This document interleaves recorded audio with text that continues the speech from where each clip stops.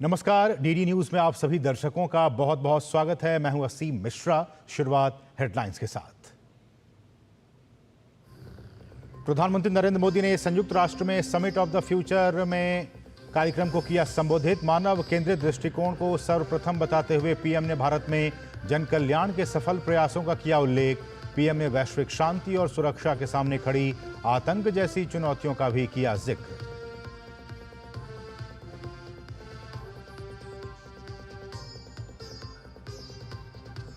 PM Modi ने take कंपनियों के सीईओज के साथ बैठक में अमेरिका की शीर्ष कंपनियों को दिया भारत में निवेश करने का आमंत्रण। कहा, रिफॉर्म, परफॉर्म और ट्रांसफॉर्म हमारा मंत्र।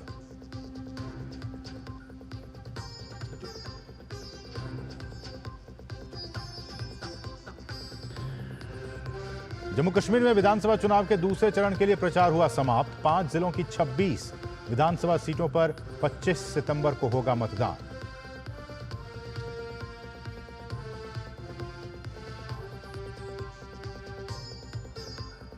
कोलकाता में महिला डॉक्टर रेप मर्डर केस में आंदोलन जारी। न्याय की मांग को लेकर डॉक्टरों के साथ भाजपा कार्यकर्ताओं ने कोलकाता में किया प्रदर्शन।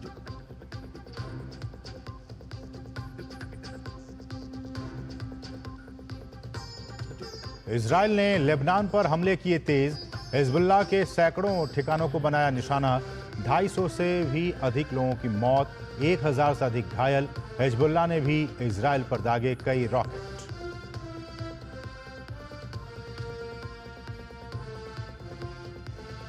और ऑस्कर के लिए चुनी गई फिल्म लापता लेडीज सर्वश्रेष्ठ विदेशी फिल्म कैटेगरी के तहत मिला एंट्री। निर्देशक किरण राव और एक्टर रवि किशन ने जताई खुशी। कहा, रंग लाई सबकी मेहनत।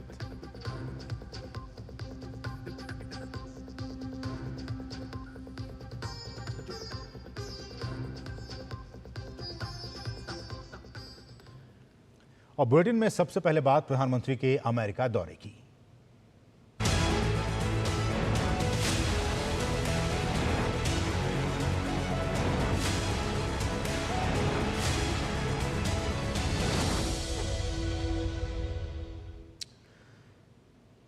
प्रधानमंत्री नरेंद्र मोदी ने न्यूयॉर्क में संयुक्त राष्ट्र महासभा के समिट ऑफ द फ्यूचर कार्यक्रम को संबोधित किया। प्रधानमंत्री मोदी समिट में दुनिया के भविष्य के लिए भारत की भूमिका पर और अपने विचार रखे।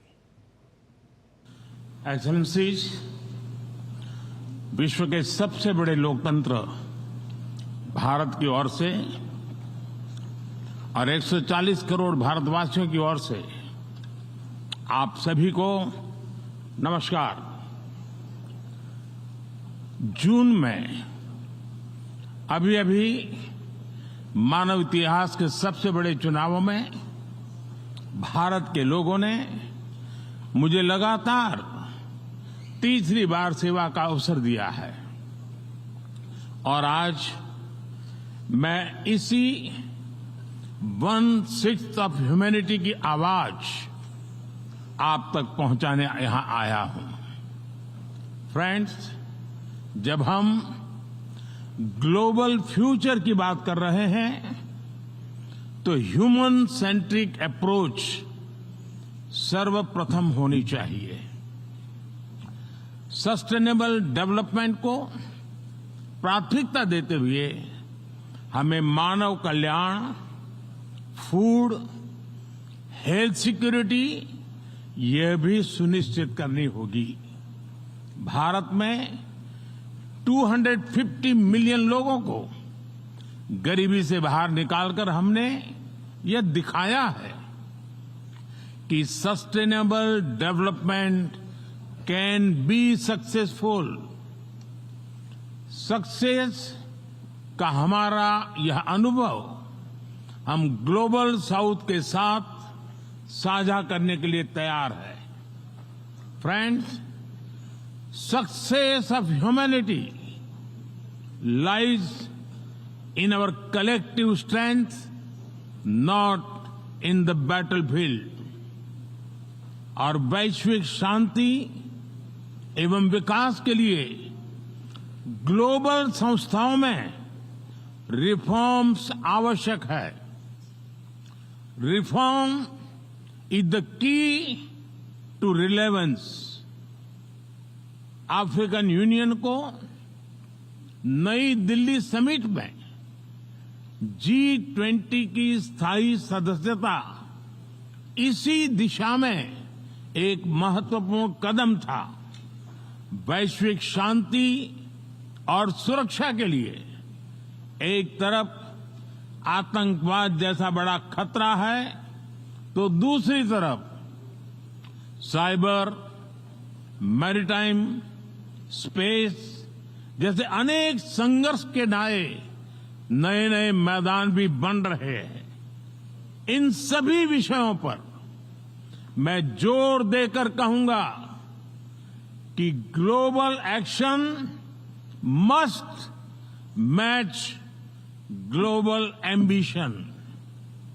फ्रेंड्स, टेक्नोलॉजी के सेफ और रिस्पॉन्सिबल यूज के लिए बैलेंस रेगुलेशन की आवश्यकता है।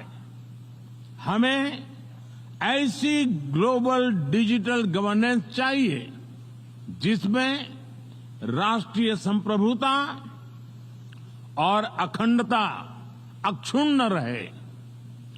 Digital public infrastructure should be A bridge, not a barrier.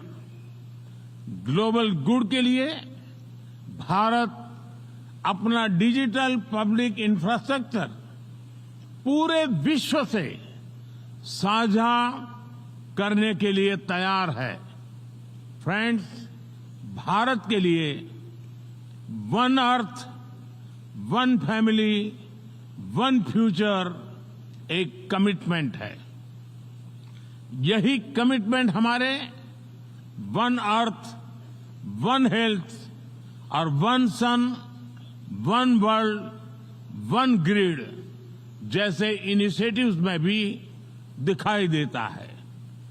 पूरी मानवता के हितों की रक्षा और वैश्विक समृद्धि के लिए भारत मनसा वाचा कर्मणा से काम करता रहेगा। बहुत बहुत धन्यवाद। और इससे पहले प्रधानमंत्री नरेंद्र मोदी ने आज दिन में न्यूयॉर्क में शीर्ष कंपनियों के सीईओज के साथ मुलाकात की। पीएम ने वैश्विक प्रौद्योगिकी और नवाचार केंद्र के रूप में भारत की बढ़ती प्रतिष्ठा को प्रदर्शित किया। साथ ही शीर्ष कंपनियों को भारत में निवेश करने के लिए भी आमंत्रित किया। टेक कंपनियों के सीईओ ने पीएम मोदी के विजन की सराहना करते हुए उभरते वैश्विक तकनीकी परिदृश्य में भारत की अहम भागीदारी की बात कही।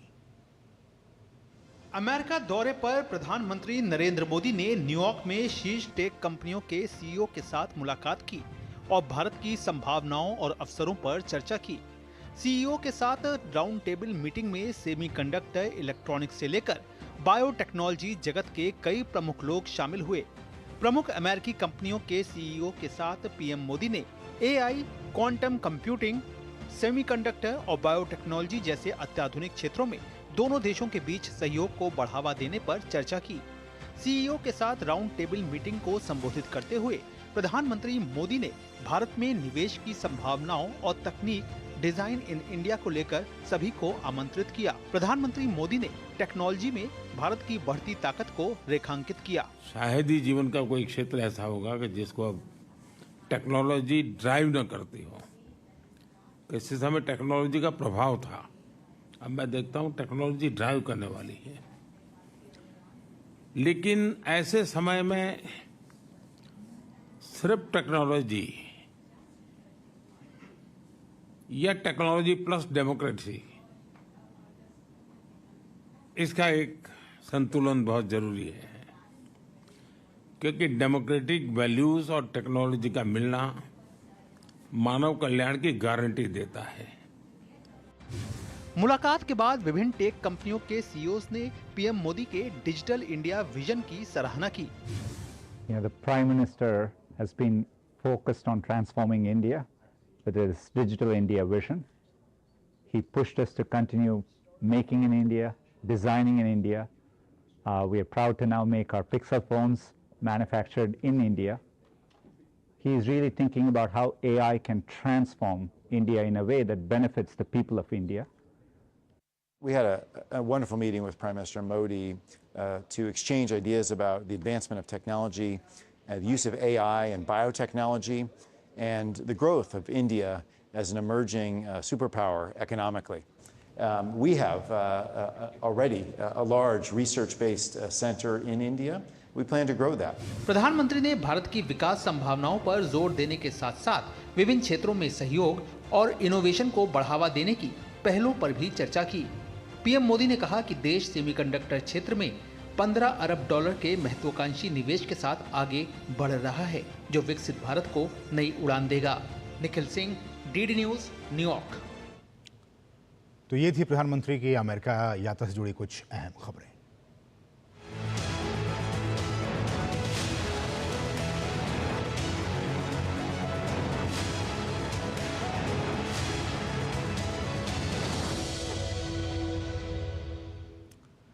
बढ़ेंगे आगे। जम्मू कश्मीर में विधानसभा चुनाव के दूसरे चरण के लिए प्रचार आज शाम समाप्त हो गया। इस चरण में 5 जिलों की 26 विधानसभा सीटों पर 25 सितंबर को मतदान होगा। दूसरे चरण में जम्मू के रियासी, राजौरी और पुंछ तथा कश्मीर घाटी में श्रीनगर और बडगाम जिले में वोट डाले जाएंगे।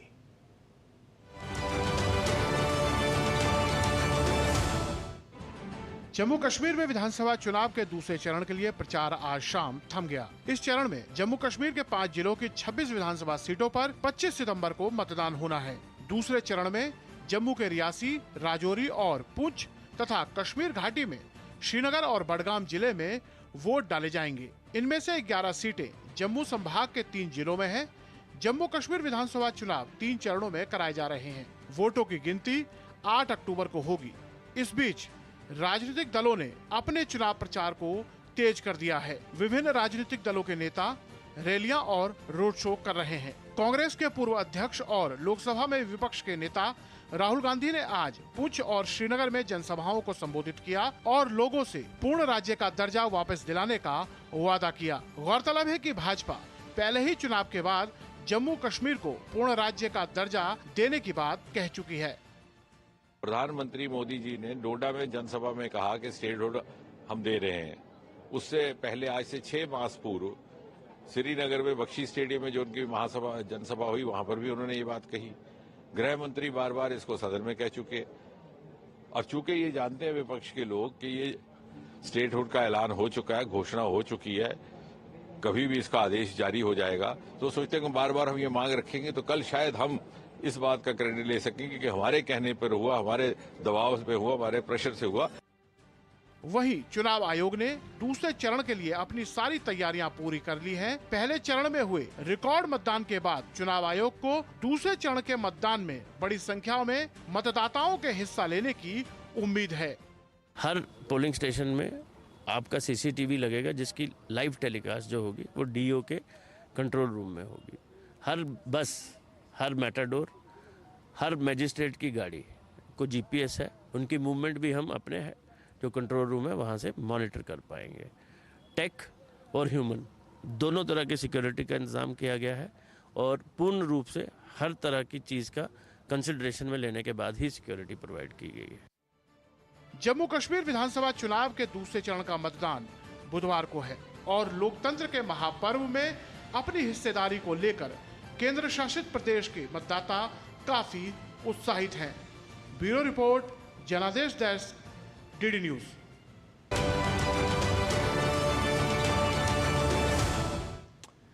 और वहीं हरियाणा चुनाव के लिए सभी दलों ने पूरी ताकत झोंक दी है, लेकिन कांग्रेस की परेशानियां कम होने का नाम ही नहीं ले रही है। अपनी उपेक्षा से नाराज कुमारी शैलजा ने चुनाव प्रचार से दूरी बना रखी है, तो अब कांग्रेस पर चमड़ी और दमड़ी देखकर टिकट बांटने का आरोप लगा है। और ये आरोप किसी और ने नहीं बल्कि खुद पार्टी की महिला नेता की तरफ से लगाया गया है।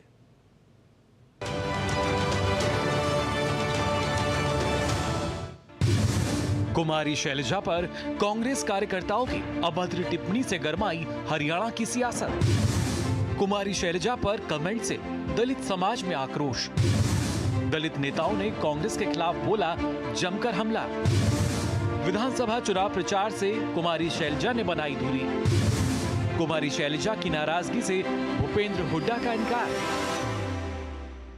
हरियाणा चुनाव के लिए चुनाव प्रचार जोरों पर है और सभी पार्टियों के दिग्गज नेताओं ने प्रचार में पूरी ताकत झोंक रखी है। वरिष्ठ भाजपा नेता अमित शाह ने आज टोहाना और जगाधरी में 2 जनसभाएं की। टोहाना में जनसभा को संबोधित करते हुए गृह मंत्री अमित शाह ने कहा कि कांग्रेस ने हमेशा दलित नेताओं का अपमान किया, चाहे वो डॉक्टर अशोक तंवर हो या फिर कुमारी शैलजा। हमेशा से दलित नेताओं का अपमान करने का काम कांग्रेस पार्टी ने किया, चाहे डॉक्टर अशोक तंवर हो, चाहे बहन कुमारी शैलजा हो, सबका अपमान कांग्रेस ने किया है। और आंबेडकर जी, जब तक कांग्रेस की सरकार नहीं गई, बाबा आंबेडकर को भारत रत्न नहीं मिला और भारतीय जनता पार्टी ने 5 तीर्थ आंबेडकर जी के लिए बनाए और संविधान दिन मनाने की घोषणा की। अभी अभी राहुल गांधी अमेरिका में बोले हैं कि विकास हो जाने के बाद आरक्षण की जरूरत नहीं है, विकास होने के बाद हम आरक्षण हटा लेंगे। इस बीच हरियाणा विधानसभा चुनाव प्रचार से कुमारी शैलजा ने अपनी दूरी बना रखी है। आज भी अंबाला में कांग्रेस की रैली में कुमारी शैलजा नहीं पहुंची, जबकि अंबाला लोकसभा क्षेत्र का प्रतिनिधित्व वो कई बार कर चुकी हैं। हालांकि कुमारी शैलजा की नाराजगी से भूपेंद्र हुड्डा ने इनकार करते हुए कहा कि किसी की कोई नाराजगी नहीं है। सभी कांग्रेस जन लगे हुए हैं कांग्रेस को मजबूत करने के लिए। शैलजा जो है हमारी बहन, जो वरिष्ठ नेता है, कोई नाराजगी, हमारी कोई नाराजगी नहीं। बसपा सुप्रीमो मायावती ने भी सोशल मीडिया एक्स पर कांग्रेस पर हमला बोलते हुए कहा कि कांग्रेस दलित नेताओं को कभी तरजीह नहीं देती है। मायावती ने अप्रत्यक्ष तौर पर कुमारी शैलजा की नाराजगी और हरियाणा में उनकी उपेक्षा के संदर्भ में ये पोस्ट किए। चमड़ी दमड़ी देखकर दिया गया कांग्रेस में चुनाव का टिकट। कांग्रेस पर टिकट बंटवारे में भ्रष्टाचार करने के लग रहे हैं आरोप। महिला नेता के आरोप से मचा हंगामा। चमड़ी और दमड़ी तक पहुंची हरियाणा में कांग्रेस की राजनीति। कांग्रेस की पूर्व विधायक शारदा राठौर ने लगाए पार्टी पर गंभीर आरोप। भाजपा का सवाल, इस मामले में क्या लड़की हूं ब्रिगेड प्रियंका गांधी वाड्रा कुछ कहेंगी? ये आरोप किसी और ने नहीं बल्कि खुद पार्टी की महिला नेता शारदा राठौर की तरफ से आया है, जो कांग्रेस के टिकट पर बल्लभगढ़ सीट से 2 बार कांग्रेस से विधायक रह चुकी हैं। पार्टी ने मुझे टिकट नहीं दिया। मुझे अभी तक ये समझ ही नहीं आया कि मेरा कसूर क्या था। लेकिन वो कहते हैं ना, चमड़ी और दमड़ी में बहुत दम होता है, तो मैंने तो ईमानदारी की राजनीति करी। जैसे जैसे मतदान के दिन नजदीक आ रहे हैं, वैसे वैसे हरियाणा कांग्रेस में अंतर्कलह थमने का नाम नहीं ले रही है। केंद्रीय गृह मंत्री अमित शाह ने आज हरियाणा में कांग्रेस पार्टी पर जोरदार हमला बोला है। गृह मंत्री अमित शाह का कहना है कि कांग्रेस पार्टी दलित विरोधी है। यही कारण है कि कांग्रेस पार्टी में दलित नेताओं का अपमान होता है। बाबा साहब अम्बेडकर के अपमान का भी उन्होंने जिक्र किया कि कांग्रेस पार्टी ने कभी भी उनका सम्मान नहीं किया और ना ही उनको भारत रत्न दिया। कुमारी शैलजा का प्रकरण एक बार फिर हरियाणा में गरमा गया है। इसके साथ साथ ही बल्लभगढ़ से कांग्रेस विधायक शारदा राठौर ने तमाम तरह के आरोप लगाकर और ये कहकर कि कांग्रेस पार्टी में टिकट चमड़ी और दमड़ी के आधार पर दी जाती है, पूरी हलचल मचा दी है। आने वाले समय में हरियाणा चुनाव में इसका असर देखने को मिल सकता है। कैमरामैन जगमोहन के साथ नीरज सिंह, डीडी न्यूज हरियाणा।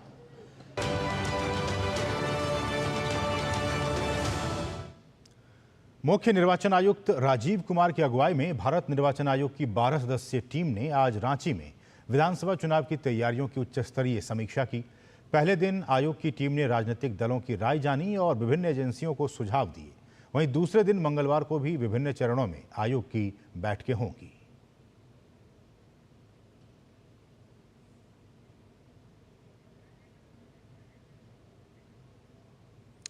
और अब कुछ महत्वपूर्ण तस्वीरें हमें न्यूयॉर्क से मिल रही हैं, जहां प्रधानमंत्री इस वक्त मौजूद हैं और तमाम अहम लोगों से उनकी मुलाकातें वहां हो रही हैं। हम आपको कुछ ही लम्हों में वो कुछ तस्वीरें दिखाएंगे।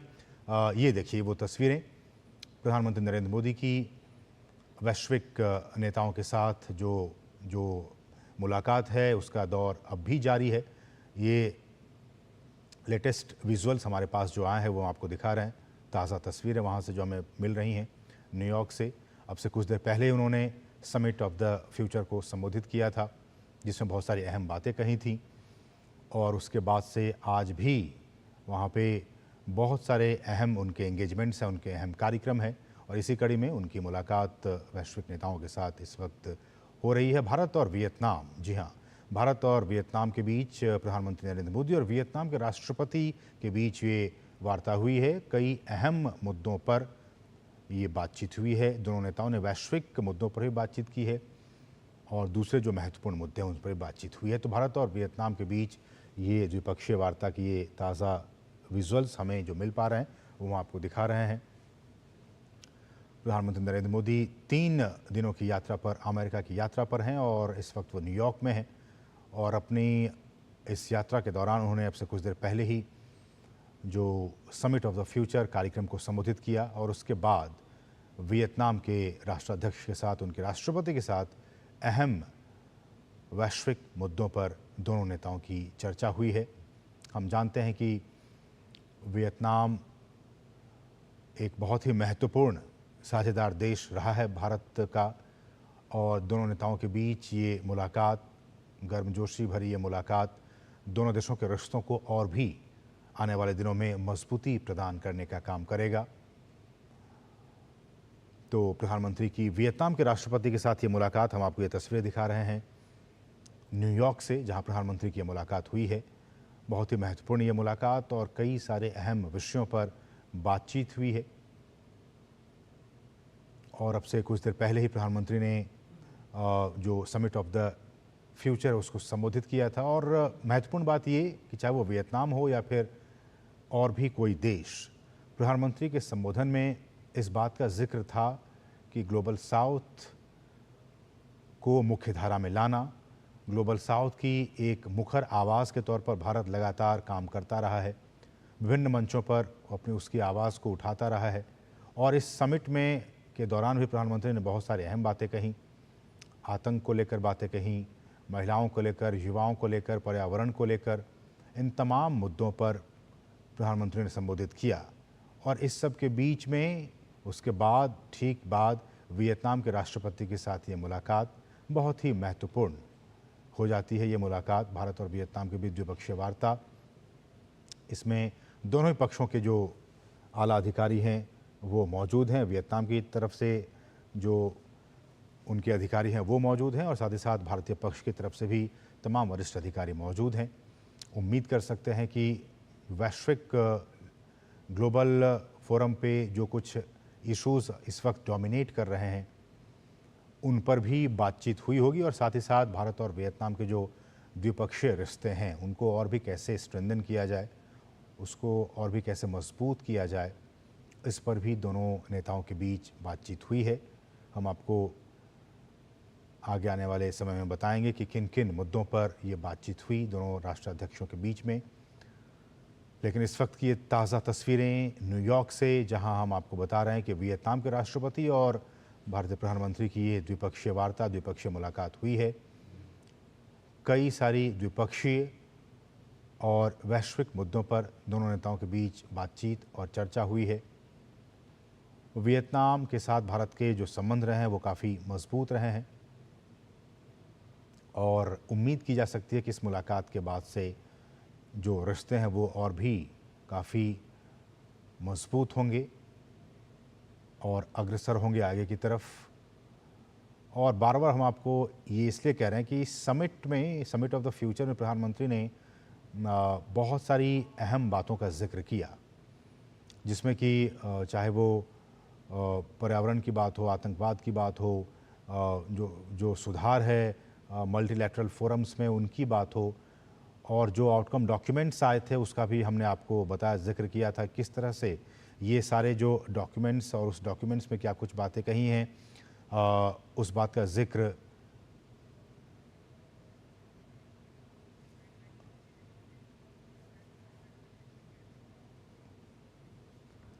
तो ये बहुत ही महत्वपूर्ण ये तस्वीरें जिसमें कि वियतनाम के राष्ट्रपति और प्रधानमंत्री नरेंद्र मोदी के बीच ये द्विपक्षीय मुलाकात। बढ़ेंगे आगे। मुख्य निर्वाचन आयुक्त राजीव कुमार की अगुवाई में भारत निर्वाचन आयोग की 12 सदस्यीय टीम ने आज रांची में विधानसभा चुनाव की तैयारियों की उच्च स्तरीय समीक्षा की। पहले दिन आयोग की टीम ने राजनीतिक दलों की राय जानी और विभिन्न एजेंसियों को सुझाव दिए। वहीं दूसरे दिन मंगलवार को भी विभिन्न चरणों में आयोग की बैठकें होंगी। झारखंड में विधानसभा चुनाव की घोषणा से पहले भारत निर्वाचन आयोग की टीम झारखंड के 2 दिवसीय दौरे पर है। मुख्य निर्वाचन आयुक्त की अगुवाई में पहुंची टीम ने पहले दिन विभिन्न राजनीतिक दलों के प्रतिनिधियों, विभिन्न एजेंसियों और राज्य के मुख्य निर्वाचन पदाधिकारी के टीम के साथ अलग अलग बैठक कर चुनावी तैयारियों का आकलन किया।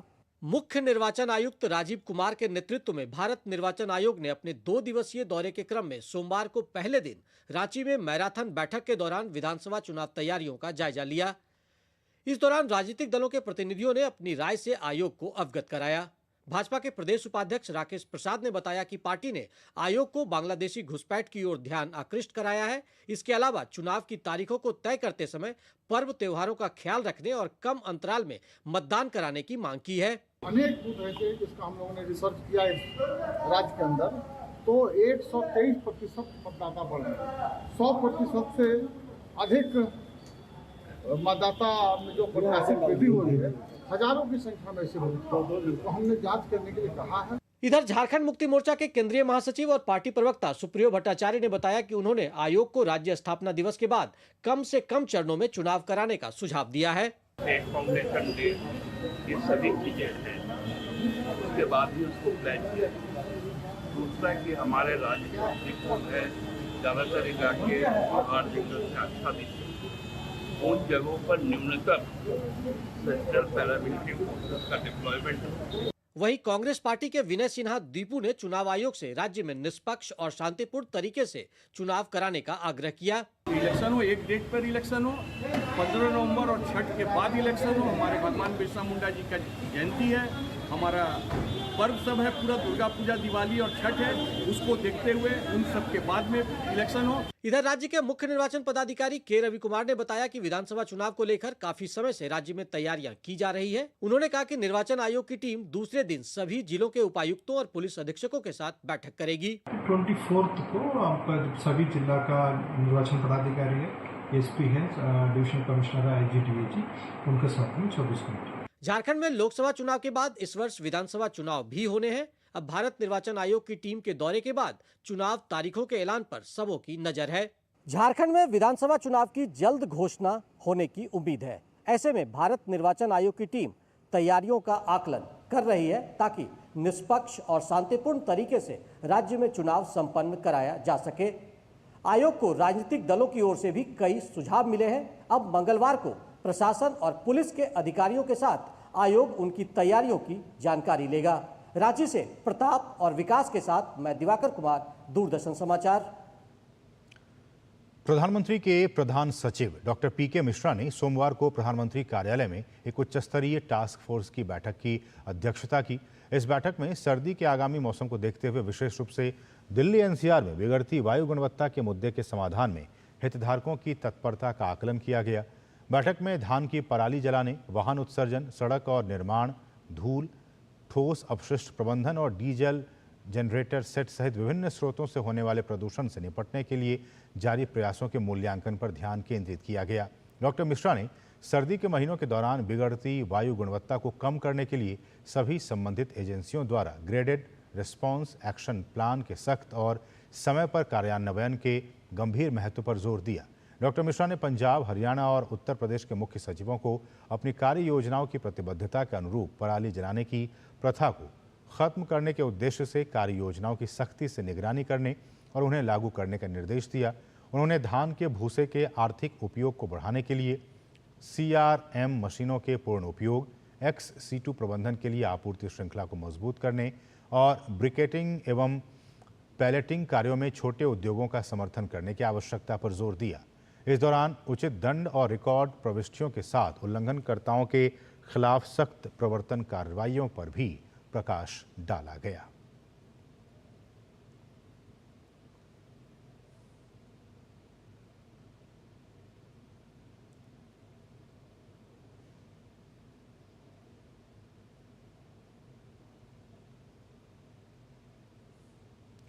राजधानी दिल्ली में 2 दिवसीय 10वें राष्ट्रमंडल संसदीय संघ भारत क्षेत्र सम्मेलन की शुरुआत हो गई है।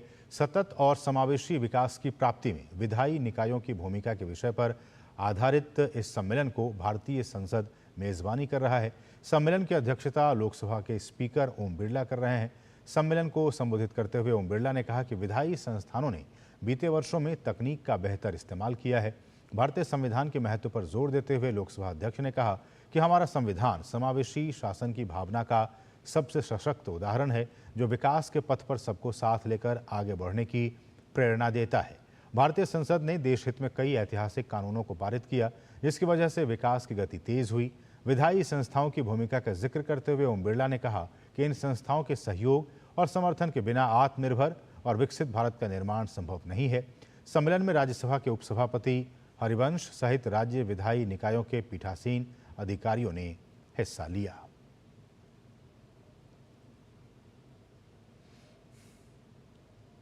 लोकतांत्रिक संस्थाएं संविधान की भावनाओं के अनुरूप संघीय ढांचे के अंदर अपनी स्वायत्तता रखते हुए कई विषयों पर अपने अपने राज्यों की ज्वलंत समस्याओं पर भी चर्चा करती रहती है और देश की महत्वपूर्ण समस्याओं पर भी समय समय पर चर्चा करती रहती है।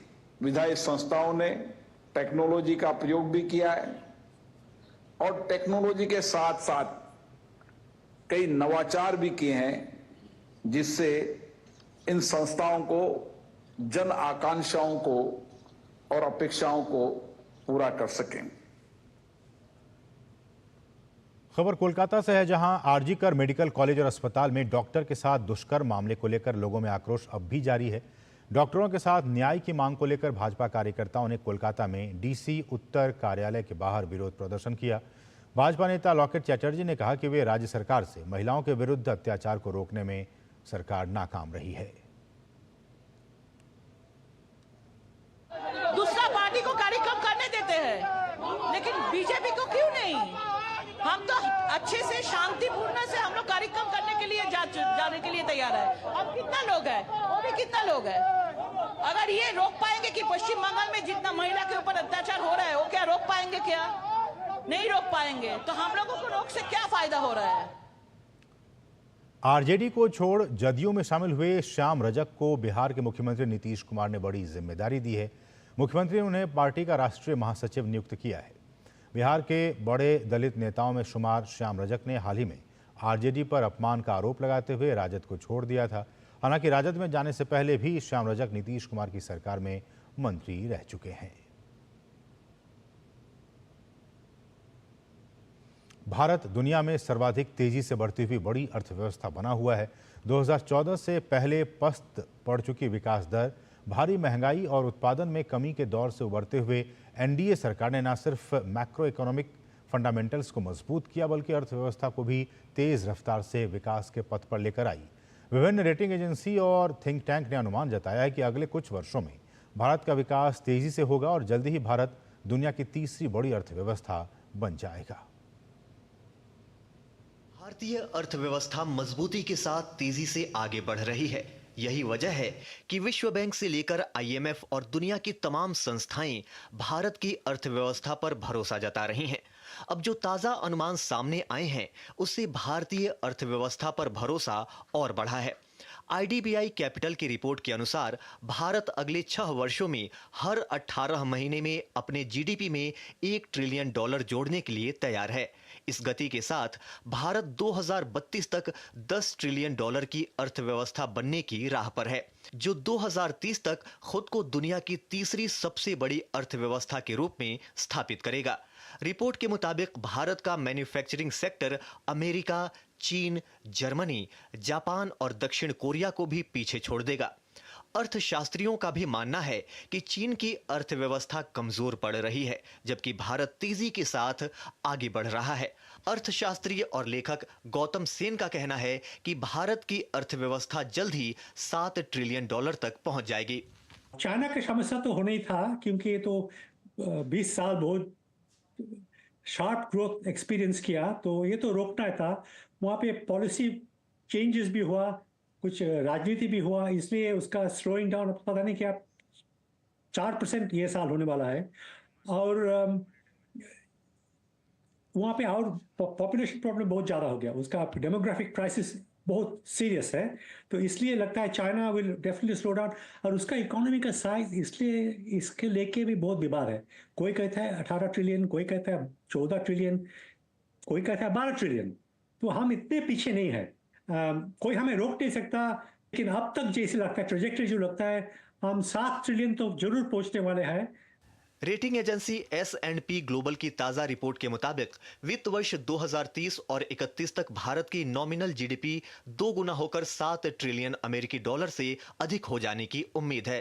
इससे न केवल भारत दुनिया की तीसरी सबसे बड़ी अर्थव्यवस्था बन जाएगा, बल्कि वैश्विक जीडीपी में इसकी हिस्सेदारी 3.6% से बढ़कर 4.5% हो जाएगी। साथ ही इससे भारत की प्रति व्यक्ति आय उच्च मध्यम आय वर्ग तक पहुंच जाएगी। रिपोर्ट में अनुमान लगाया गया है कि भारत 2030 और 31 तक दुनिया की तीसरी सबसे बड़ी अर्थव्यवस्था बनने की राह पर है। अर्थशास्त्री गौतम सेन का भी कहना है कि भारत जल्द ही एक विकसित देश बनने वाला है। उन्होंने इसके लिए विनिर्माण, वोकेशनल ट्रेनिंग और तकनीकी सहयोग पर जोर देते हुए कहा है कि राज्य भी इसमें महत्वपूर्ण भूमिका निभा सकते हैं। हम तो डेवलप कंट्री बनने वाले हैं। हमारे इनकम पर कैपिटा $10,000 हो जाएगा। अमेरिका से फिर भी हम पीछे रहेंगे, मगर 2-3 चीज़ हमें करने पड़ेगा। वो एक तो है हमारे इंफ्रास्ट्रक्चर जो हो रहा है, वोकेशनल ट्रेनिंग बहुत ज़बरदस्त करने पड़ेगा। विदेश में क्या हो रहा है ये बहुत महत्वपूर्ण है, क्योंकि हमारे इकोनॉमी बहुत डिपेंडेंट है अब ऑन इंटरनेशनल इकोनॉमी। हमारे जो कहते हैं trade GDP ratio is 42, so almost half हमारी इकोनॉमी बाहर के साथ जुड़े हुए हैं। भारत जो अभी दुनिया की 5वीं सबसे बड़ी अर्थव्यवस्था है, आने वाले सालों में जापान और जर्मनी को पीछे छोड़ते हुए तीसरी सबसे बड़ी अर्थव्यवस्था बनने के लिए तैयार है।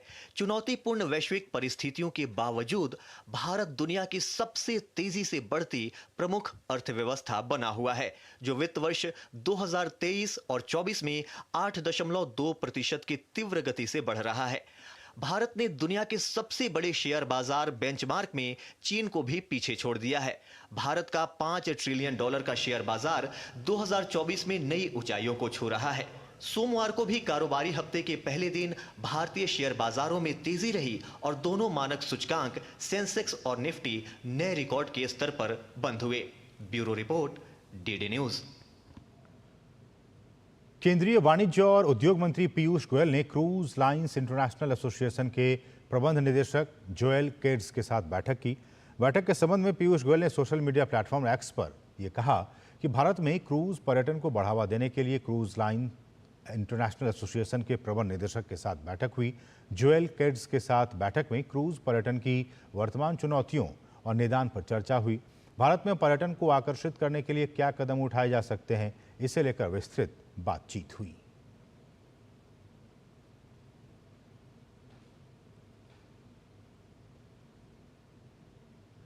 केंद्रीय विद्युत मंत्री मनोहर लाल ने कहा है कि प्रधानमंत्री नरेंद्र मोदी के कुशल नेतृत्व में विद्युत मंत्रालय ने नई सरकार के पहले 100 दिनों के दौरान उल्लेखनीय उपलब्धियां हासिल की हैं। मंत्रालय ने बिजली के बुनियादी ढांचे को मजबूत करने, क्षमता बढ़ाने, कनेक्टिविटी बढ़ाने और अंतर्राष्ट्रीय पहुंच का विस्तार करने की दृष्टि से अपनी 100 दिनों की योजना तैयार की है और उनमें सफलता भी पाई है। सरकार गठन के बीते 100 दिनों में विद्युत मंत्रालय ने कश्मीर से कन्याकुमारी और गुजरात से अरुणाचल प्रदेश तक देश के हर कोने को बिजली से रोशन करने में सफलता पाई है। नेशनल इलेक्ट्रिसिटी प्लान 2032 बनाया गया, जिसमें 10 सालों में विद्युत आत्मनिर्भरता की दिशा में कई लक्ष्य तय किए गए। अभी बिजली की उच्च मांग 425 गीगावाट है, जो 2032 तक 458 गीगावाट होने का अनुमान है। इसके लिए ट्रांसमिशन नेटवर्क 4.85 लाख सर्कल से 6.48 लाख सर्कल किलोमीटर करने की तरफ काम किया जा रहा है। प्रधानमंत्री जनमन योजना के तहत आखिरी छोर तक बिजली की पहुंच का प्रयास जारी है। इसमें उत्तर पूर्वी राज्यों की तरफ पावर नेटवर्क बढ़ाए जा रहे हैं, वहीं ट्राइबल्स ग्रुप तक बिजली की सुविधाएं पहुंचाने की तरफ प्रयास तेज हैं। प्रधानमंत्री जी ने पीएम जनमन योजना के अंतर्गत देश के रिमोट एरियाज में, ट्राइबल एरियाज में पावर की सप्लाई आखिरी छोर तक कैसे पहुंचे, इसका हमारा टारगेट 1,24,000 और ऐसे ग्रुप्स का है, जिसमें अभी हमने इसकी जो योजना बना ली है, जो इलेक्ट्रीफाई कर दिए गए हैं 83,596 ऐसे पीवीटीजी और ये इलेक्ट्रीफाइड ये हो चुके हैं। शेष बचे लगभग 41,000, ये भी बहुत जल्दी पूरे कर लिए जाएंगे। भविष्य में प्रदूषण मुक्त ईंधन के रूप में ईवी तकनीक को विकसित किया जा रहा है, जिससे भविष्य में ईवी आधारित गाड़ियों की मांग बढ़ेगी। इसके मद्देनजर ईवी चार्जिंग इंफ्रास्ट्रक्चर खड़ा करने की दिशा में कार्य हुए हैं। अभी तक 34,000 ये जो चार्जिंग स्टेशन ये बने हुए हैं। 2030 तक 1 लाख चार्जिंग स्टेशन ये बनाए जाएंगे। इनके लिए विस्तृत गाइडलाइंस वो जो है इशू कर दी गई है, ताकि इस सेक्टर में भी हम अपनी प्रगति को पूरा कर पाएंगे। साथ ही ग्रीन हाउस गैस में कमी लाने के लिए खाका तैयार किया गया है। इंडियन कार्बन मार्केट बनाने की दिशा में प्रयास तेज हुए हैं। एनर्जी ट्रांसमिशन गोल के लिए अलग से योजनाएं बनाई गई हैं। कुल मिलाकर विद्युत मंत्रालय ने नए लक्ष्यों को गढ़ा है और उन्हें पूरा करने में कोई कसर नहीं छोड़ी है। Chandrashekhar, DD news. भारत सरकार के संचार और डोनर मंत्रालय ने 100 दिनों के कामकाज का लेखा जोखा प्रस्तुत किया। इस मौके पर केंद्रीय संचार मंत्री ज्योतिरादित्य सिंधिया ने सोमवार को दिल्ली के नेशनल मीडिया सेंटर में मीडिया को संबोधित करते हुए उत्तर पूर्वी विकास मंत्रालय और दूरसंचार मंत्रालय की उपलब्धियां बताईं। सिंधिया ने कहा कि पिछले 10 वर्षों में भारत दूरसंचार के क्षेत्र में समृद्ध हुआ है। पिछले 10 वर्षों में जहां देश के अंदर 90 करोड़ मोबाइल के कनेक्शन होते थे, आज करीब करीब 117 करोड़ मोबाइल के कनेक्शन बन चुके हैं। भारत एक अग्रसर टेलीकॉम मार्केट के रूप में विश्व पटल पर उभर चुका है और उसी के साथ साथ जो इंटरनेट की कनेक्टिविटी थी, करीब करीब 25 करोड़ की, वो इंटरनेट कनेक्टिविटी 25 करोड़ लोगों से बढ़कर आज करीब 95 करोड़ लोगों तक पहुंच चुकी है। उपभोक्ता मामले, खाद्य और सार्वजनिक वितरण मंत्रालय ने 100 दिनों में महंगाई को नियंत्रण में रखने के लिए बड़े कदम उठाए हैं। इस बात की जानकारी दी उपभोक्ता मामले विभाग की सचिव निधि खरे ने। उन्होंने बताया कि नेफेड और एनसीसीएफ के माध्यम से सस्ती दरों पर प्याज उपलब्ध कराई जा रही है। साथ ही साथ खाद्य तेलों के दाम ना बढ़े, इसके लिए भी कदम उठाए गए हैं। इसके साथ ही उन्होंने बताया कि इलेक्ट्रिक व्हीकल की डिमांड बढ़ी है। ऐसे में बैटरी और चार्जर्स की क्वालिटी को चेक करने के लिए कोलकाता, मुंबई, बेंगलोर में टेस्टिंग सेंटर्स जल्दी ही शुरू होंगे। एनटीएच के ईवी टेस्टिंग फैसिलिटी का उद्घाटन बेंगलुरु में हुआ और ये चूँकि इलेक्ट्रिक व्हीकल्स की जो सर्ज है, जो डिमांड है, वो लगातार बढ़ती जा रही है, तो एक एनहांस सेफ्टी का जो एस्पेक्ट है, रिलायबिलिटी और performance of EV batteries, this is a concern and therefore we there was एक भूमि पूजन हुआ इस state of the art testing facility को खड़ी करने के लिए। और इसमें न केवल ईवी बैटरी बल्कि जो चार्जिंग स्टेशन टेस्टिंग फैसिलिटी है उसके लिए भी व्यवस्था की गई और ये व्यवस्था मुंबई, बेंगलुरु और कोलकाता में भी साथ ही साथ की जा रही है। और साथ ही साथ निधि खरे ने कृषि क्षेत्र में ड्रोन की उपयोगिता को भी रेखांकित किया। सिविल नेचर के जो कार्य बढ़े हैं उनमें ड्रोन्स की उपयोगिता अब अधिक से अधिक हम देख पा रहे हैं और ऐसे में ये एक आवश्यकता थी कि इस सेक्टर में सर्टिफिकेशन के न केवल सस्ती बल्कि एक विश्वसनीय एजेंसी को भी साथ में रखा जाए और एनटीएच इस कार्य को बखूबी कर रही है। इंडिया थिंक काउंसिल के तत्वावधान में सोमवार को राष्ट्रीय संस्कृत विश्वविद्यालय तिरुपति में महाकुंभ मेला 2025 को लेकर एक गोलमेज बैठक का आयोजन किया गया। इस बैठक में सनातन धर्म जागरण, मंदिर की वित्तीय व्यवस्था को कैसे आगे बढ़ाया जाए, उसे कैसे मजबूत किया जाए और भारतीय संस्कृति की परंपराओं को कैसे आधुनिक बनाया जाए, इस पर चर्चा की गई। उत्तर प्रदेश में 2025 में प्रयागराज में होने वाले महाकुंभ मेले को लेकर लोगों ने न सिर्फ नदी स्थान बल्कि मंदिर के आर्थिक विकास के लिए संस्कृत सनातन धर्म के संरक्षण के साथ ही भारतीय संस्कृति के संरक्षण के लिए भी इस बैठक का आयोजन किया। सम्मेलन को संबोधित करते हुए कुलपति GSR कृष्णमूर्ति ने कहा कि हमारा उद्देश्य कुंभ मेले के दौरान होने वाले जल प्रदूषण, वायु प्रदूषण और ध्वनि प्रदूषण को कम करने के प्रति लोगों को जागरूक करना है। थिंक इंडिया के संस्थापक सौरभ द्विवेदी जी लखनऊ से पधारे हैं। उनके नेतृत्व में हमारे अध्यापकों के साथ एक बैठक हुई। इस बैठक में मुख्य विषय यह है कि महाकुंभ मेला में 3 प्रदूषण है, जैसे वायु प्रदूषण, वाणी प्रदूषण, वैचारिक प्रदूषण। इसको मिटाने के लिए हम कोशिश करेंगे। और वहीं इंडिया थिंक काउंसिल के निदेशक सौरभ पांडे ने कहा कि हम कुंभ में लोगों को आमंत्रित करेंगे और लोगों को जागरूक करने के लिए जगह जगह स्कूल और विश्वविद्यालयों में कैंप लगाएंगे। इसके निमित्त पूरे कुंभ कॉन्क्लेव जो हर कुंभ में होता है, हर कुंभ स्टेट में होता है, इस बार 25 से 27 अक्टूबर प्रयागराज में उसका निश्चित हुआ है उसका होना। उसके निमित्त हर राज्य में कुंभ कॉन्क्लेव के पूर्ववर्ती गोलमेज सम्मेलन हो रहे हैं। ये 12वां गोलमेज सम्मेलन आज संपन्न हुआ। कुंभ की तैयारियों को लेकर के और इतना बड़ा इकोनॉमिक बजट उत्तर प्रदेश सरकार इस आयोजन को करने में खर्च करती है, जो विश्व का बिगेस्ट ह्यूमन कॉन्ग्रीगेशन है। कुंभ में कुंभ दर्शन के लिए और अपने जीवन दर्शन का इतना बड़ा अवसर है, इसमें लोगों को आमंत्रित करने के लिए हम जगह जगह पर विश्वविद्यालयों में एकेडमिक संस्थानों के संबद्धता के माध्यम से जा रहे हैं। लोगों को कुंभ की तैयारियों से अवगत भी करा रहे हैं और महाकुंभ में आने के लिए और कुंभ कॉन्क्लेव में भी आने के लिए आमंत्रित कर रहे हैं। कुछ अंतर्राष्ट्रीय खबरें। इजरायल और हिजबुल्लाह के बीच संघर्ष तेज हो गया है। इजरायली सेना ने 2006 के बाद लेबनान पर सबसे बड़ा हमला किया है।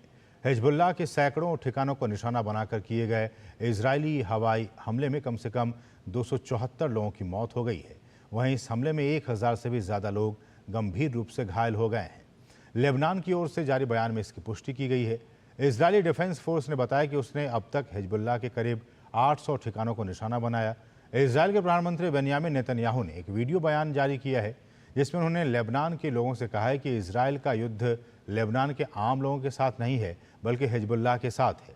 नेतन्याहू ने कहा कि बहुत लंबे समय से हिजबुल्लाह आपको मानव ढाल के रूप में इस्तेमाल कर रहा है। नेतन्याहू ने संकट की घड़ी में इजरायल के लोगों से एकजुट रहने का आग्रह किया। इजरायल ने हाल ही में लेबनान सीमा पर रह रहे लोगों को इलाके खाली कर सुरक्षित जगहों पर जाने की चेतावनी जारी की थी। तनाव बढ़ने पर अमेरिका ने पश्चिम एशिया में अतिरिक्त सेना भेज दी है। इस बीच संयुक्त राष्ट्र ने संयम बरतने का आग्रह किया है और तनाव कम करने के लिए इजरायल और लेबनान दोनों से संपर्क किया है। I have a message for the people of Lebanon. Israel's war is not with you. It's with Hezbollah. For too long, Hezbollah has been using you as human shields. It placed rockets in your living rooms and missiles in your garage. Those rockets and missiles are aimed directly at our cities, directly at our citizens. To defend our people against Hezbollah strikes, we must take out those weapons. Now, starting this morning, the IDF has warned you to get out of harm's way. I urge you, take this warning seriously. Don't let Hezbollah endanger your lives and the lives of your loved ones. Don't let Hezbollah endanger Lebanon. Please, get out of harm's way now.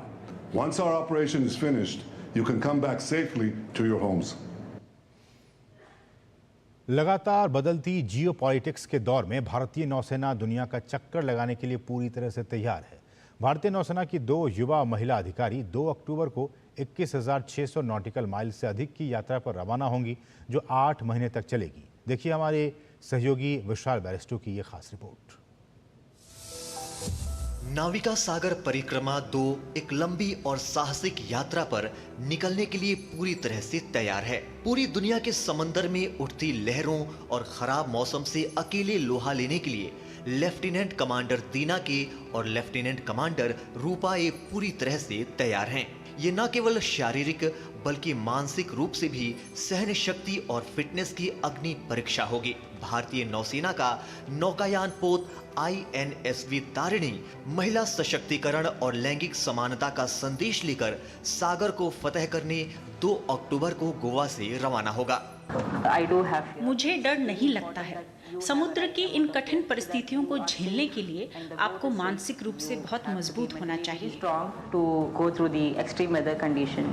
ऐसे मौके पर समुद्र से बेहतर कोई दूसरा शिक्षक नहीं हो सकता है।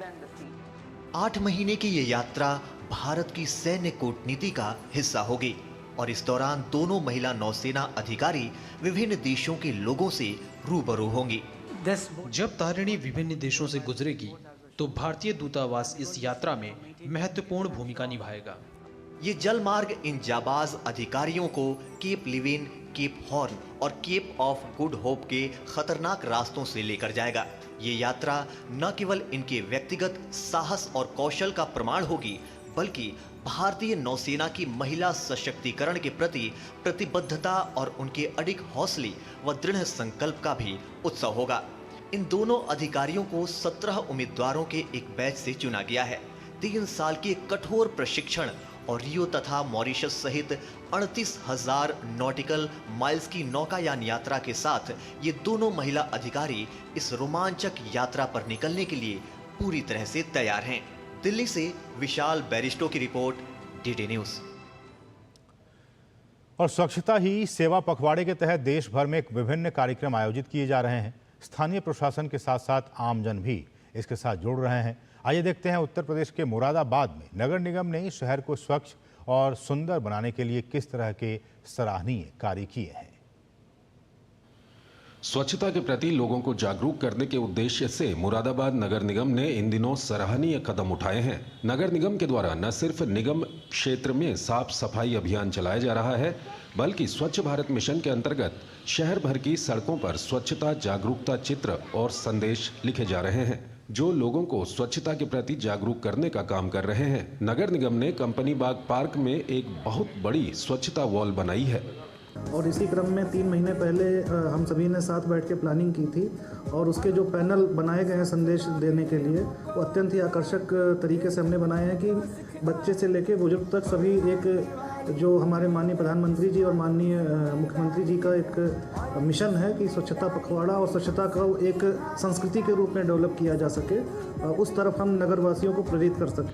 स्वच्छता वॉल पर राष्ट्रपिता महात्मा गांधी के सुंदर चित्र और उनके संदेश अंकित किए गए हैं, जो लोगों को न सिर्फ स्वच्छता के महत्व के बारे में जागरूक कर रहे हैं, बल्कि शहर की सुंदरता में 4 चांद लगा रहे हैं। शहर के लोगों ने भी नगर निगम की इस पहल का स्वागत किया है। मुरादाबाद में काफ़ी हद तक स्वच्छता है, काफ़ी हद तक सफाई है और सड़कें भी बन रही हैं नई और साफ़ सफाई का भी ध्यान रख रहे हैं। बोल काफ़ी सही है, उस पर काफ़ी सारी चीज़ें लिखी हुई हैं जिससे लोग जागरूक हों और सफाई पे ध्यान दें, इधर उधर गंदगी कूड़ा ना फेंकें। स्वच्छता बोल का संदेश, हाँ ठीक है, लोग पढ़ेंगे, उससे जागरूक होंगे, इधर उधर कूड़ा करकट नहीं फेंकेंगे। स्वच्छता से ही स्वस्थ समाज का निर्माण किया जा सकता है। इस बात को बखूबी समझते हुए मुरादाबाद नगर निगम न सिर्फ शहर को साफ सुथरा बनाने के लिए अभियान चला रहा है, बल्कि लोगों को भी स्वच्छता के प्रति जागरूक करने में जुटा है। डीडी न्यूज के लिए मुरादाबाद से अविनाश कुमार की रिपोर्ट। और 17 सितंबर से 2 अक्टूबर तक चल रहे स्वच्छता ही सेवा पखवाड़े के तहत मोहाली के खालसा कॉलेज ASR में आयोजित एक कार्यक्रम में खेल और युवा मामले मंत्रालय की सचिव मीता राजीव लोचन ने हिस्सा लिया। उन्होंने कार्यक्रम में मौजूद सभी लोगों को स्वच्छता की शपथ भी दिलाई। उन्होंने स्वच्छता पर जोर देते हुए कहा कि कहीं भी किसी भी स्थान पर हम सभी का ये कर्तव्य बनता है कि हम स्वच्छता को बनाए रखें। उन्होंने सभी से अपील की कि हमें इस चीज़ का संकल्प लेना चाहिए कि हर हफ्ते इस अभियान के तहत हम 2 घंटे के लिए सफाई करें। इस मौके पर उन्होंने एक पेड़ मां के नाम पौधा भी लगाया। ये जो स्वच्छता ही सेवा है, इसके दौरान जो युवा कार्यक्रम विभाग है वो पूरे देश में जगह जगह स्वच्छता से रिलेटेड एक्टिविटीज़ करने वाला है, चाहे वो स्कूल के परिसर में हो या फिर वो जहाँ वो रहते हो वहाँ हो, या फिर जो पर्यटन के स्थान हैं वहाँ हो, या मंदिर गुरुद्वारा हो, या फिर अमृत सरोवर हो। बेसिकली जहाँ जहाँ अलग अलग कम्युनिटी एसेट्स हैं, जहाँ समाज के लोग जाते हैं, उन्हें साफ़ करने का मादा है। और पिछले कुछ दिनों में आज तक युवा कार्यक्रम विभाग पूरे भारत में 25 लाख युवाओं की भागीदारी देख चुका है। 20,000 से अधिक लोकेशंस पे उन्होंने स्वच्छता ही सेवा के कार्यक्रम में भाग लिया है। नारायणपुर एवं महाराष्ट्र सीमा पर माड़ क्षेत्र में सुरक्षा बलों और माओवादियों के बीच मुठभेड़ हुई। घटनास्थल की सर्चिंग के दौरान 3 माओवादियों के शव, एक AK-47, एक इंसास राइफल, एक SLR, 2 315 बोर की बंदूक, एक 12 बोर की बंदूक और एक BGL लॉन्चर बरामद किए जाने की सूचना है।